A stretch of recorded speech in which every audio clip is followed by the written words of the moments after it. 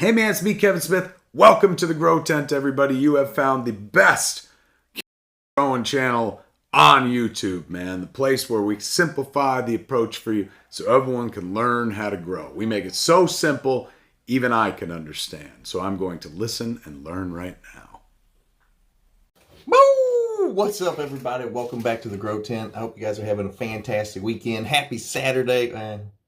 No, it'll probably be happy Sunday whenever I drop this. So, happy Sunday.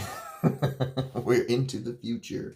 Guys, so we got a great episode for you today. Today, we're going to be talking about when or if you need to add a second Scrog, why it can help you in some instances, and why sometimes it's actually completely necessary to add a second Scrog. I actually had a question about this come in through the email. And I was like, well, that might make a... we don't get a ton of questions on it, but they do come up from time to time. So I figured today we would talk about those instances where a second Scrog will help your grow, and when it's necessary and when it's not. But first, it's time for the intro, everybody's favorite part. Guys, if you don't like this part, just go forward like 2 minutes. A minute and a half, something like that. I tell you what, I'll change the color of the light from pink to blue. So there'll be a color change. So you can scroll through and be like, oh, there's where the color changed. I don't even have to guess where that part stopped. All right, so that'll be blue when the intro's over. So scroll forward if you want. I don't know, whatever. Guys, please remember to like, comment, subscribe, watch the full video. That stuff all helps us content creators in the algorithm, which we need all the help we can get because YouTube doesn't like us. So any of that stuff, you don't have to do any of it. It's not necessary, but it does help. So thank you very much for everybody that hits that like button, that subscribes, turns on the notifications, watches the full video, all that kind of stuff. It is much, much appreciated. Guys, if you haven't yet joined our Patreon, we got some amazing drops and really cool stuff happening on it right now, which I don't talk about on YouTube, but you should go check out my Patreon. You can find links to it in the video description below. I promise you won't be sad whenever you do. You get one-on-one consultations with me, GT, and we look at your plants in real time. So it's like I'm sitting in the tent with you. All right? And you get access to my Discord, which has some of the most amazing growers on the planet, all following my method of growing. And it works out really, really well for them. So you should check that out. Join Patreon today. Also, guys, if you're looking for any kind of new light, new tint, new anything of the sort, check out Mars Hydro. Mars Hydro has some of the best lights on the planet. I've used almost every single growing light or company that there is, and I really like the Mars Hydro lights. The quality of the build, the customer service, the end product of what I get out of my tent. It's all been fantastic. I've been growing with Mars Hydro for almost 3 years now. I think they've been a sponsor of the channel. You guys have all seen the gardens. If you haven't, go check out some of my videos with plants in them. They're monsters. And they're all grown with Mars Hydro lights. So you should check them out. And if you do check them out and you want to use a discount code, you can use WTTGT and I'll get you extra discount off on your checkout. All right? All right. I think that's probably enough intro. What do you guys think? You guys want more intro? I don't think so. I think that's plenty. Should we switch the lights? Should we switch the lights to blue? We just do this all in one take. There's blue. Oof. I don't know. Blue looks, it's a little too blue. Can we get a lighter blue maybe? I don't know if I can handle that blue. Oh God. There we go. Maybe we'll change it from pink to red. Blue was, turn that down some. I think that's okay. Well, sorry, it didn't go to blue. I apologize if you're looking through. I couldn't handle the blue. It was doing something, and I wasn't a fan. Now I kind of look pinkish more. I look more red maybe in the old skin tone. Teeth look popping though. Teeth look nice and white. All right, guys. All right, enough. Focus, GT. Focus. Calm down. Relax. Sorry, I get excited when I talk to you guys. One of my favorite things to do is hang out with you guys.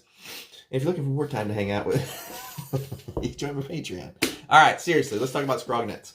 So Scrog nets are oftentimes a misunderstood piece of training or equipment that people have. There's a couple of different uses for them. So you don't actually have to use them for training. You could actually just use them as support.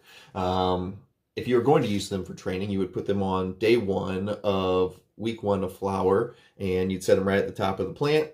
And then as the plant went through the stretch, you would use the Scrog net to control the stretch and constantly keeping the canopy even. It's not how you have to use it though. Some people literally just put them up, like if you're doing like auto flower, stuff like that. You won't really control the stretch that way with the autos. You just kind of let them be. And you will just slide the Scrog net on around week 3-ish, week 4-ish of flower. And you just kind of slide it on like 5-6 inches down where the colas are going to be. Hopefully colas. You never know with auto flowers. You just slide them down, and then they just use it as support. So we're not usually using it as a training tool, more of just a support structure for the actual plant to keep the colas from whenever they start getting heavy. Yes, heavy colas. From them to fall over. And the net that will actually support them from falling over. Once again, you don't need them to be super tight. It can just, you just want it flat. And what happens is, as the plants lean on it, this is why it doesn't have to be super tight. The other branches pulling the other way, they kind of act as a support structure to keep your colas from flopping all over. Because if you have problems like we do and you get really big colas, whenever they get heavy, the plants can't support them anymore. And then one day you walk in the tent and everything is whoop, laying on its side. And that is not a good way to grow, because then the cola doesn't get the light it needs to, and only one side of it, the cola gets light on it, which it can be kind of cool, because what you'll see when that happens, whenever the cola falls over, like you don't pick it up, what you'll see is the part that's still getting the light will get super frosty, but then the side down here that's in the shadow doesn't. So it is really neat if you just leave them lay over like that. I don't recommend it because you're losing like half of it, but I'm just saying how frosty the colas look. It's a little trade secret here. If you ever see buds that are like super, super frosty, you're like, oh my God, how did they do that? This is one of the ways they do like little trick photography on how they get the super frosty buds, is they leave the colas laying over on their sides. All the trichomes are directed to the side of the bud that is getting all the light, and it super like compacts all the frostiness of the cola onto one side. And then whenever you take a picture, you know, picture is not 360 degrees. A picture is just one side of, you know, one half of the cola. And you're like, oh my God, look how frosty this is. And this is one of the ways they trick you into be like, oh, check out this phenotype and how frosty it is. That's one of the ways they trick you. All right, back on topic. Scrog nets GT. That's a soapbox for a different day. Okay, so Scrog nets. Why would you need to? Okay, so the first reason is, the main reason I would ever use a second Scrog net is, once again, we have big colas. So the first Scrog net, let's say we put it on there, we used to control the stretch, and then the plants, you know, the colas, you got nice big colas, and they're starting to tip over. So there's a couple of ways you can fix this. One is either by yo-yos, and no, I'm not talking about the little cool toys we used to play with whenever we were in elementary school. Yo-yos is actually a plant, like a plant hanger, and what they do is they attach to your tent, and then you pull down on like a retractable string, and then they have a little hook on the end, and then you just hook that onto the bud stem, and it holds it up. Well, if you got a garden full of colas that are falling over, it starts to look like a marionette thing, you know, puppet show. You got strings going everywhere, and it's a giant pain in the butt, because then you got Scrog nets down here and wire ties or whatever you got, and then you get strings going up the top. It's a freaking nightmare. I'm not a big fan of the yo-yos. If you're in a small tent, maybe a couple plants, just a couple of your colas are falling over because you haven't mastered getting the full garden of colas yet, they're okay. They work okay. But whenever you have a lot of colas in even a small tent or a big tent, having 40 yo-yos all hanging down, picking the buds up, it's not a good time. So I don't recommend it. But maybe if you're in a 2x2 and you only got a couple of them, yeah, okay, whatever. You can use them. But it's really easy just to, because I buy my Scrog nets in big spools, it's really easy just to strip off some more Scrog net, put another one on, and then just slide it up. The second Scrog net will not be used for any type of training. You will not be folding the plants into it, nothing like that. You will simply just slide it on to keep the colas from flopping over, because they're baseball bats and the poor stem can't handle that much weight, which means you're doing a fantastic job. And you'll just slide the second Scrog net on, and that's all there is to it. It's just there for a support structure. So that's reason number one that you would use a second Scrog net if you didn't want to use the freaking yo-yos. They are cheap and they do work, So don't hear me saying yo-yos don't work. They do work. They're just, it's a pain in the butt. You got 40 freaking strings hanging all over the tent. It's crazy. But they do work. So don't take that out of it. I'm not saying they don't work. They do. Okay, so number 2, the second reason you would use a Scrog net. Let's say you didn't listen to GT. You over-vegged. The plants are too big. You went way over 50% floor space in veg, and we're now at 75% floor space coverage. And we look down, we're like, oh crap. We have 75% of our floor coverage. So when we put our Scrog net on, there's only 25% of available squares that won't have a top in them already. Okay, well, when the plants double in size and we go from 75% floor coverage to 150% floor coverage, you've got a couple options. The first is, which is what I would recommend, take out a freaking plant because you grew them too big. Not a bad problem to have, better than growing them too small, but still a problem that will cost you yield and be a pain in the butt whenever you're trying to work on the plants. Whenever the garden's overfull, it actually does cost you quite a bit of yield because then everything's overcrowded, things aren't getting the light that they're supposed to be getting, and then you get a bunch of airy, boofy looking bud that isn't like the big nugs that, like, you know, like mine, where you can take them and throw them through a window and break them. Hey, double pane window. Crash. All right, that's what we want. We want that. We want to feel like we could knock somebody out with our bud. We don't want it to, you know, feel like a cotton ball whenever we're throwing it and there's no weight to it. So that's what, if you overcrowd your garden, that will happen. You know, a lot of people will think, oh no, more plants, more bud. No, the right amount of plants gets you more bud. The right amount of space gets you more bud. It is not more plants, more bud. That will work outside or in a bigger environment. When we're growing in a controlled environment, in a small environment, in a tent, that's the opposite of the way it works. So your plan is to either throw out a plant, or you can kind of finagle it, kind of with a second Scrog net. So you will add your first Scrog net at the start of flower, day 1. You will let them go through their stretch. And then as they go, let them go through like a week and a half of stretch, and then add a second Scrog net, about 6 inches above the first Scrog net.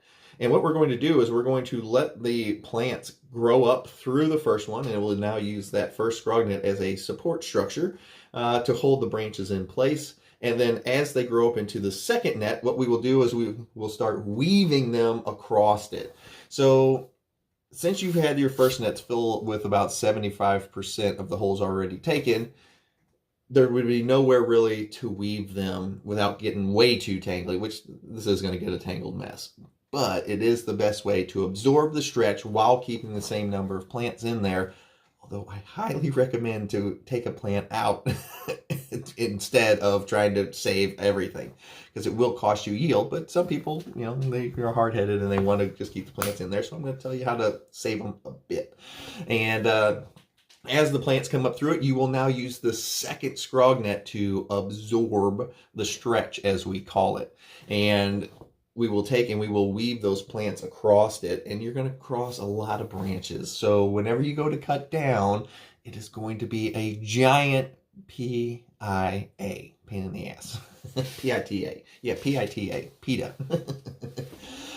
So it's going to be a giant pain in the butt to untangle them, but it will save you for if you've over-vegged and you need to add that second Scrog to absorb your stretch. Because what we don't want to do, if we've laced them all up through the first net and then just let them grow and we don't absorb the stretch, what we'll do is we'll have some branches that end up here, and we'll have some branches that end up down here, and then we have some branches over here that end up here. And that's really not good for our grow, because now everything is uneven, which means everything's getting different amount of lights, which means everything's growing and building at different rates. And that's not how we get gardens full of giant colas, because now everything's getting a different amount of light. The stuff up here might be getting the correct light, which means the stuff down here is getting incorrect amount of light, and the stuff over here is getting way too much light. So we don't get our uniformity of our grow, because now everything's getting different amounts of everything, and we can't get any consistency out of it. So it's not a very good plan. So if you were looking for a reason or how to add a second Scrog net, I hope this helped you out in some ways. And guys, keep sending those questions in. I do answer them, the emails, or on the Patreon questions. I answer those all the time. And who knows, I might turn your question, that's my phone case, I don't know why I pointed, your question into a video. All right, maybe I'll start giving credit on the video. So I'm like, oh, this is a question from such and such. Maybe not though, because maybe they'll be embarrassed. So maybe not. Maybe I won't do that, because maybe they might be embarrassed. Like, hey, I didn't want people to know that was my freaking question. All right, guys. I hope we all have a fantastic Saturday. Nope. Sunday when I drop this. I hope you all have a fantastic Sunday. I hope you guys have an even better week. We got Memorial Weekend coming up next weekend. So I hope you guys all have a good, barbecues, and remember what the weekend is for. And I'll see you guys next time. GT out.